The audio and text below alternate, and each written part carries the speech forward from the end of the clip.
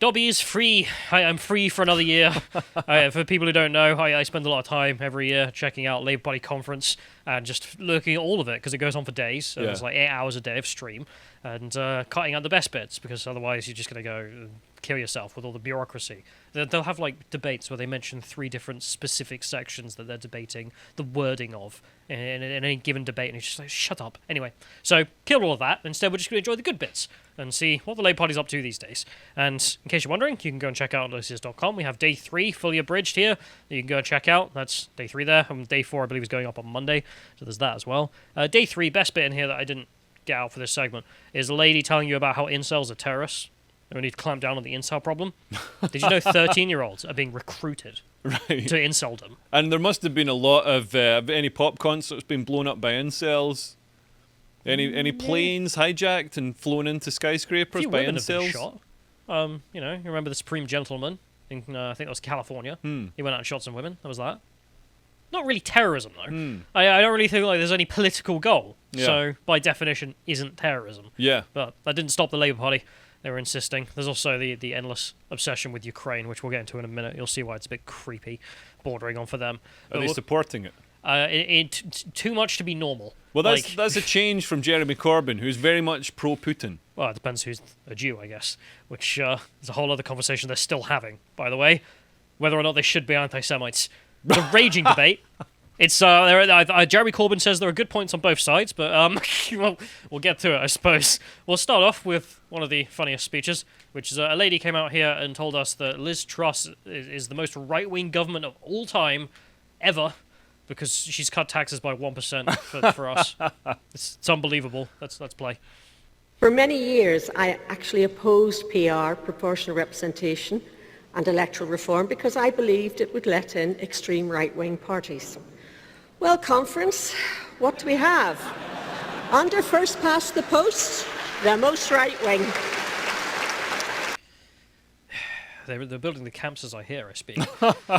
It's just you live in another world. I mean, anybody who thinks that the Tory party for the last 12 years have been right-wing has no idea what right-wing means. They've been the most, not so much centrist, they've been pretty socialist. They've been a high-tax, high-spend, sort of Blairite Labour Party rather than a Conservative party. I mean, there was a speech directly after that one where a Labour member got up and told us about the fact that we're in this economic mess because the Tories adopted left-wing policy on furlough and paying for everyone to not work. Yeah. And she's like, yeah, so because they did that, we need to fix everything with a Labour government. Yeah. I mean, the sort of difficulty we've got at the moment is normally when we're in this sort of economic turmoil, you can vote Tory to fix it. But it's the Tories that did it this time. It became left-wing. And so, then, okay. BNP? I don't know. No. UKIP, I suppose, or Reform, and Reclaim seem to be doing their job. Otherwise, we'll go for the next clip in which a man turns up and tells us about how he's a GP. So we'll listen to him. What's the GP got to say? He says that if you protest women getting abortions, that's misogyny, and therefore you should be charged with a crime, because misogyny will become a crime. Question here, if the women are also protesting the other women. Presumably the women are also misogynists. So let's play his speech and listen to him on that one. I'd like to emphasise that abortion is healthcare.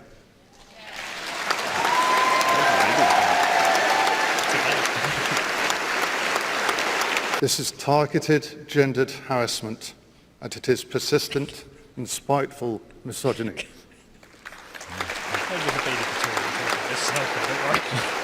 Yeah.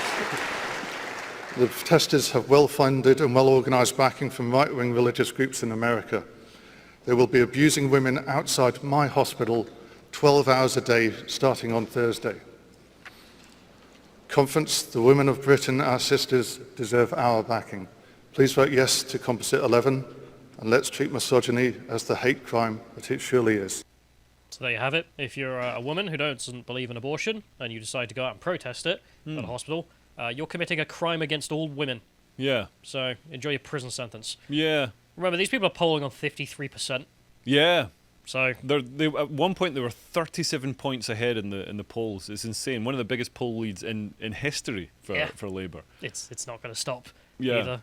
And then there's stuff like that. If we can go back to the links, please, John, you can just see there's a big old thread as well of that stuff. But then there's the Ukraine stuff, and it's one thing to obviously the British government supports Ukraine and therefore both parties do their thing. But I must highlight that the Labour conference was obsessed on this issue to a point that was quite weird. And in fact, there were some clips that just kind of made me laugh. This being one of them. I don't know if you've seen these streams, Leo. I've seen this. Yeah, he got his Twitch stream cut off. Yeah. But I mean, I'm totally pro Ukraine, full on neocon shell. I think NATO's the best thing ever, and I just want to rim Hillary Clinton. But I did think this was funny. I think you'll even find some of the obsession here strange. Yeah. So the first one being, it was a speech from some lady telling about how we're going to make life in Russia this winter even colder than it is for us in Britain. Yeah. And I just wanted to compare it to the Russian streams in case someone hasn't seen that. Let's play. Though winter will be cold and difficult for all of us, it must become impossible for Russia. Yeah, just a guy burning his gas for about 3 rubles a day. Yeah. 52.9%. It's halfway to boiling your water in the air. So, yeah. I mean, he's actually making his house unpleasantly warm to live in, and he's not enjoying it. He's not the only one either. There were a bunch of those streams. Yeah. That particular guy, as you say, he got banned the first time he did that. So then he just started a new stream and was doing it. He's now also been banned again. But I looked up just before we started. There's a guy on there right now with his radiator on at 50 degrees in the room and just streaming it again with... Yeah.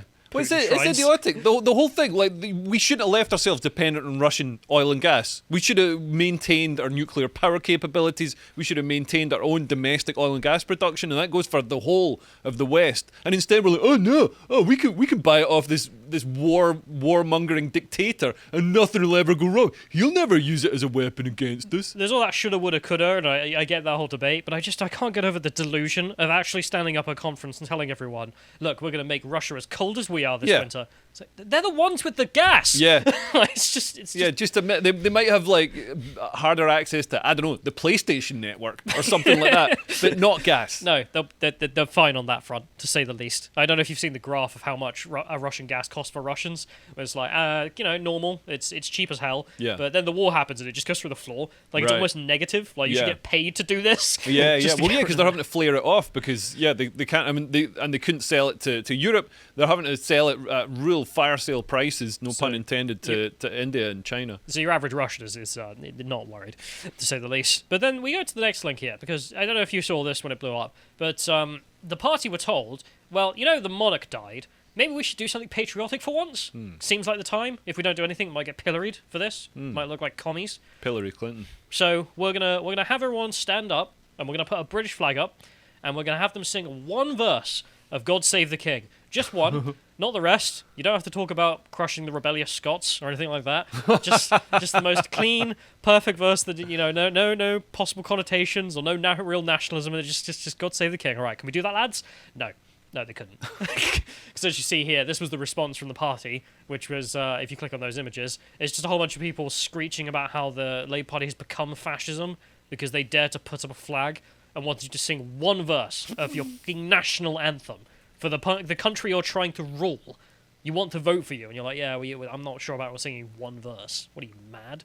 If you go through the images just real quick, John, just show there's just more of that, which people will remember. Look at that. It's far-right rally, if you can keep going, because, there's more of that. It's the BNP conference, lads.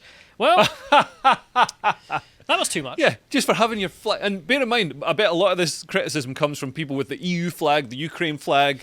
You know what I mean? Not just one Ukraine flag, perhaps 5. Yeah. Because if you go to the conference video, we have... showing the British flag or the UK flag. Oh, my God. Horrific. Yeah, they were unhappy in the extreme to sing one verse of God Save the King. However, they then invited an entire choir to come to the conference and sing the entire Ukrainian national anthem, and everyone stood to attention. And obviously they don't understand it. And bear in mind, Ukraine is slightly more nationalistic than the UK. Patriotic tattoos. Yeah. I think that was the very patriotic, almost worryingly patriotic. Some of it. But I'd have thought Ukraine has shown us the sort of virtues of nationalism in many ways, and the virtues of a secure border. You could argue, but I can't get over again the as you somewhat put it. I mean, rimming. Hillary Clinton or something, which was the fact that it's always someone else's nationalism. They're happy and loving to stand up and sing any other national anthem. Jeremy Corbyn will appear on Iranian state TV singing the praises of the Iranian regime, but sing the UK national anthem. Yeah. Oh my God. I think he described it as, extremely odd to sing one verse. But to have the Ukrainian choir come and sing the entire national anthem for Ukraine, beautiful. Can't get enough of that. More of that, please. And speaking of weird obsessions, we also have the next clip here, which I had to clip out because it's just beautiful. We have this guy comes up, and he's from the National Union of Students or whatever. Look at the state of him. He tells us with his lanyard covered in Cuban flags that the students in the Labour Party are not an embarrassment to the Labour Party. Trust us. Which let's play that. Just him. God. Conference students are not an afterthought, and we are not an embarrassing sideshow for our party. You are there with your Cuban lanyard. What's he doing with his hand? He's fidgeting a lot. I don't know. He didn't look very happy the whole speech. There weren't many claps for him either. They were just like, get off the stage. We're communists, but not that communist. Yeah, I mean, the one thing about communist leaders like Fidel Castro, they're superb orators. Not this guy. No, he wasn't. I don't think anyone else was. But they decided to play themselves out. What would they go with playing themselves out? God Save the King? No. We'll keep the red flag flying here. Is what they went for. As you can see, for people who don't know, the chorus goes, what is it? Although cowards flinch and traitors sneer, we'll keep the red flag flying here. Yeah. Which is a national anthem of the Labour Party and also the North Korean People's Army. Yeah. Anywhere you find starvation. Yeah. Or anti-Semitism.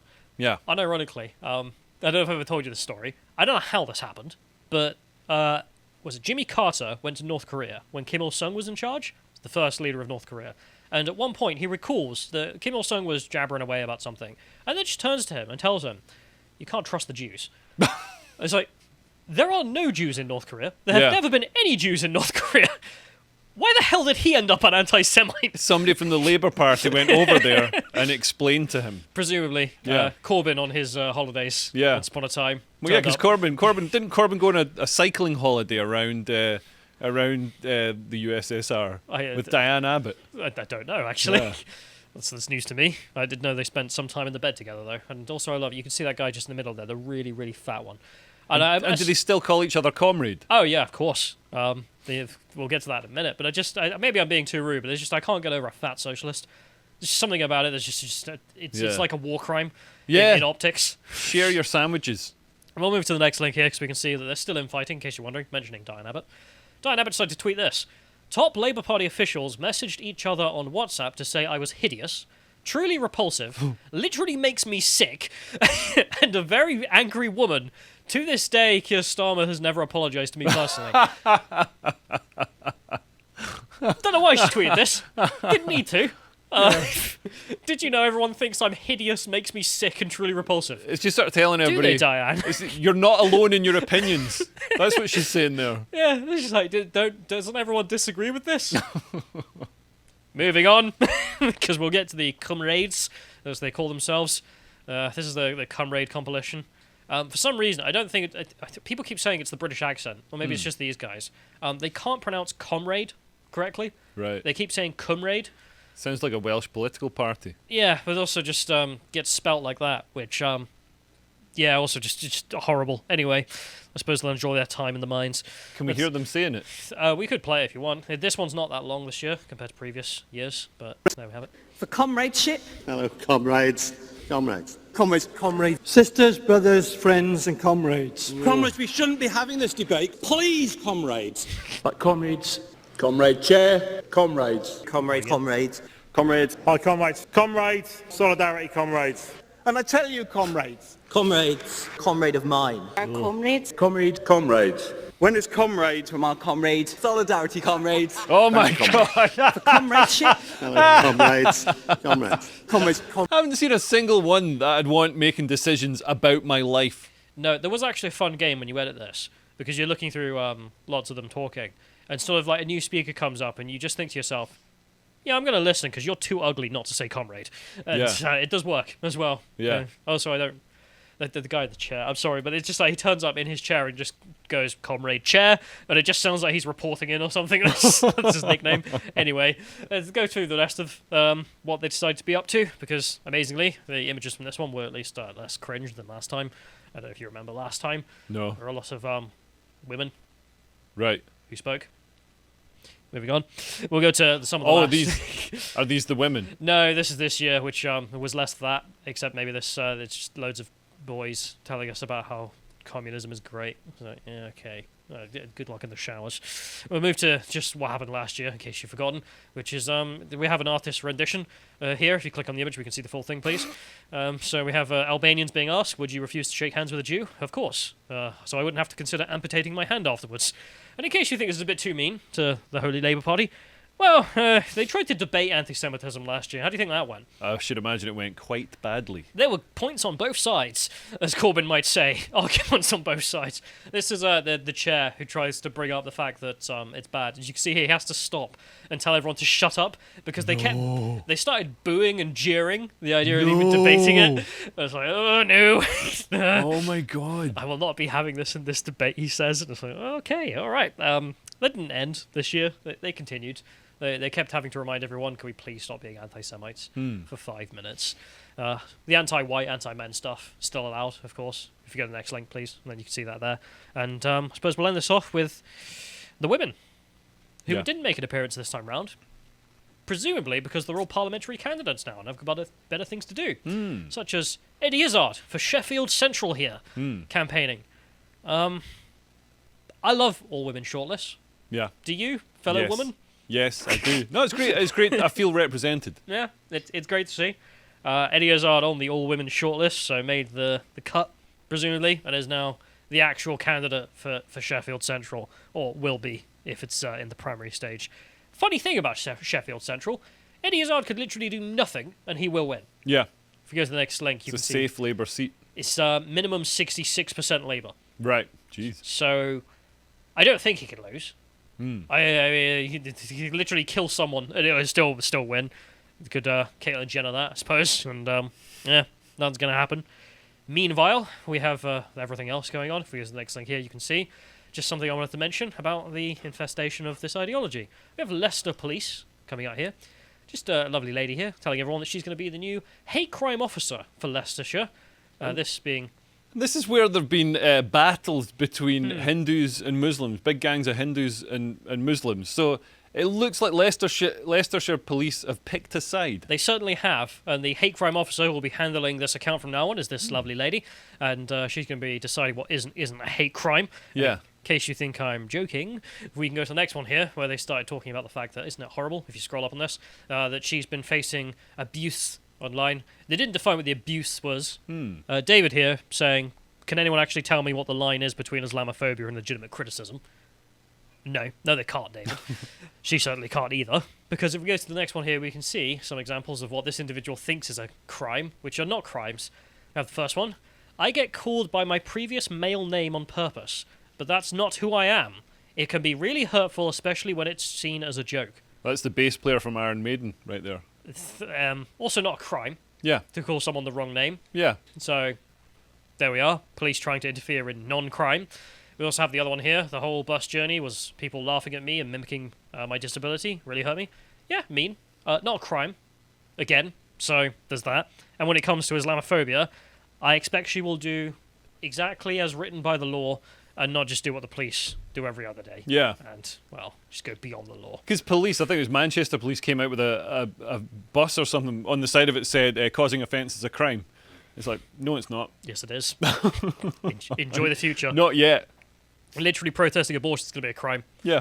Cheers, lads. Thanks for watching that segment from the podcast Lotus Eaters. If you enjoyed that and want to find more, you can subscribe to our website and become a premium member to access all of our exclusive content, including this recent video I did with Connor, the politics and philosophy of the Snyderverse. And if you'd like to find more from Connor himself, you can find him on Getter at @Con_Tomlinson. Thank you and goodbye.